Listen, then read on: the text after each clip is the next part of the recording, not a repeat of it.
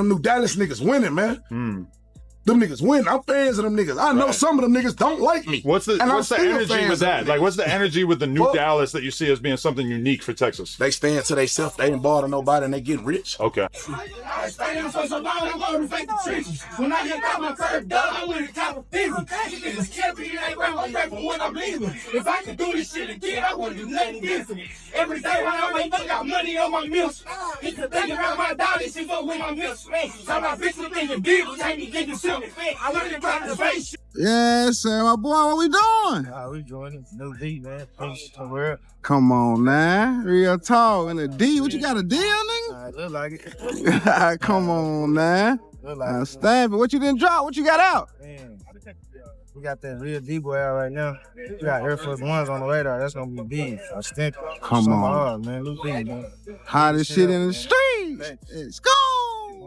What would you think if you saw rappers throwing money in the club, flashing jewelry on Instagram, talking about unity and brotherhood, while the mother of one of their own had to beg strangers on the internet for help to bury her son? That's not internet gossip.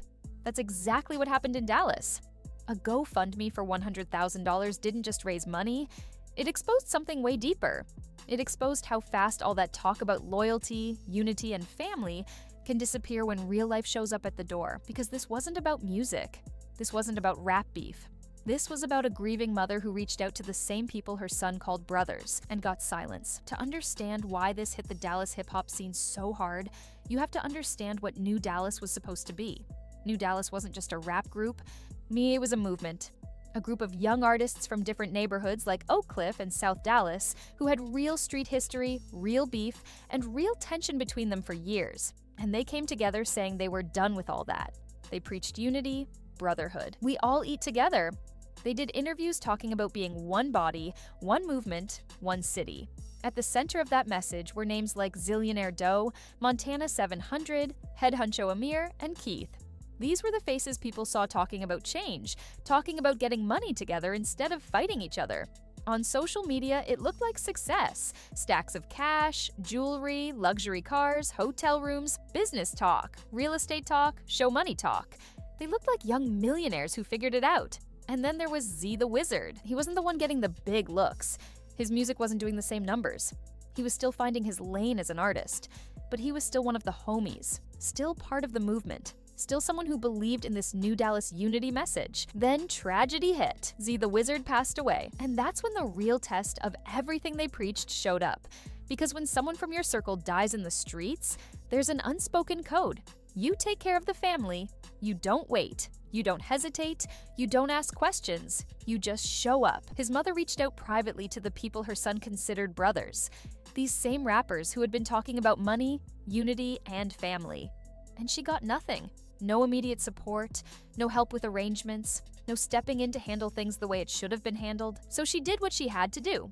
She created a GoFundMe asking for $100,000 to cover funeral expenses and give her son a proper homegoing service. Now, for people who don't know, funerals are expensive. A proper service with burial, casket, flowers, programs, and everything else can easily hit $30,000 to $50,000 or more. And that's without all the extra costs families deal with after losing someone. But the number wasn't what shocked people.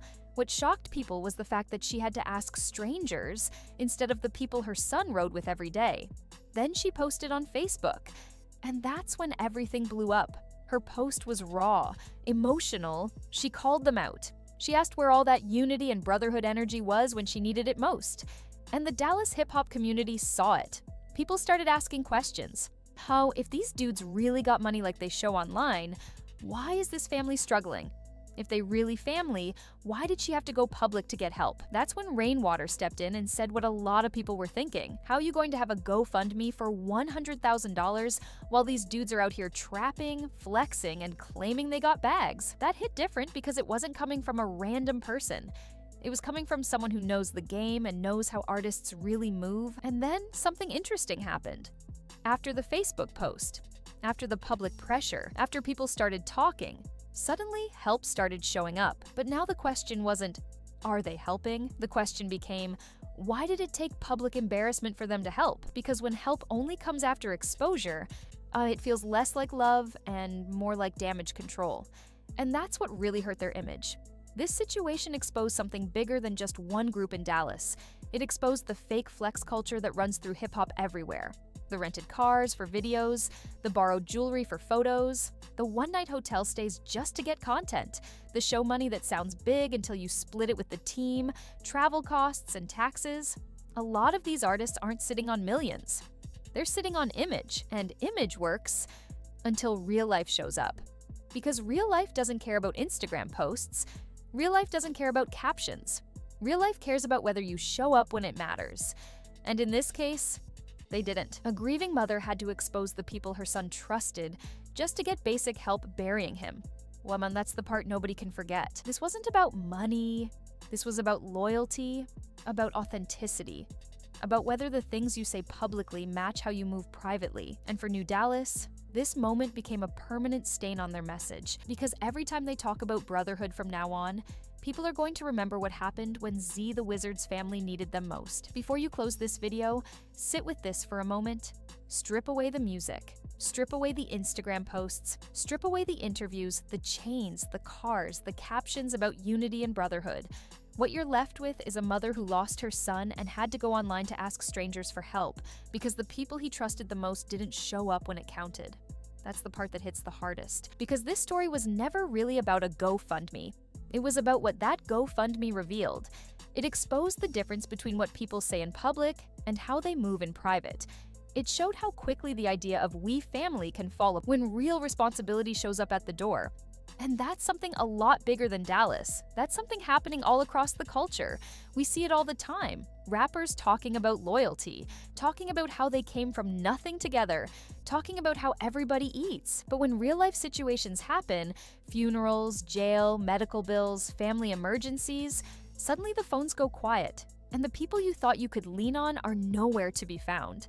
That's why this situation struck such a nerve. Because people recognized it. They've seen it before, maybe even lived it themselves. ZeeTheWizzard's mother didn't just expose a group of rappers, she exposed a mindset. The mindset where image matters more than action, where looking successful becomes more important than being dependable, where posting about brotherhood is easier than actually practicing it. And once that curtain gets pulled back, you can't put it back up. From now on, every time New Dallas talks about unity, people are going to remember this moment. Not because of drama, not because of gossip, but because of what it represents. A test of loyalty that failed, a test of character that happened in public, and a lesson for every young artist coming up who thinks the most important thing is how rich you look online. Because at the end of the day, nobody remembers your captions. Nobody remembers your flex. What people remember is how you treated others when they were at their lowest point. That's what defines you. If you found this breakdown eye-opening, make sure you hit that subscribe button right now. We're going to keep covering stories like this where we go beyond the surface and talk about what's really happening behind the scenes.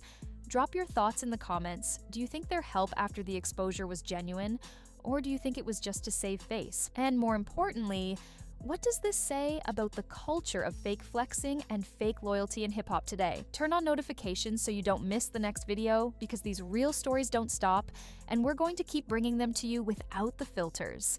I'll catch you in the next one. Stay safe.